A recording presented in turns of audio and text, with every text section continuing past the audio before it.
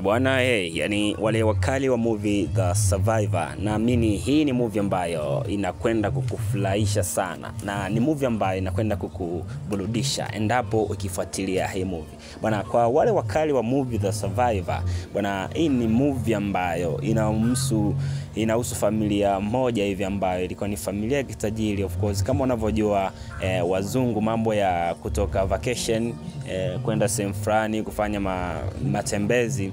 Sasa kulikuwa kuna familia fulani hivi ambayo iliamua kukodi boti na kuelekea katikati ya bahari kwa ajili ya kwenda kufanya vacation. Lakini mwisho wa siku, kulingana na tabia za mabadiliko ya nchi, sasa matukio yani bahari inahama. Sasa wao wanajikuta kuwa bahari imehama na wako katikati ya bahari. Bwana, endelea kusubscribe soon tu na iachia hapo kwenye channel yetu. Asante.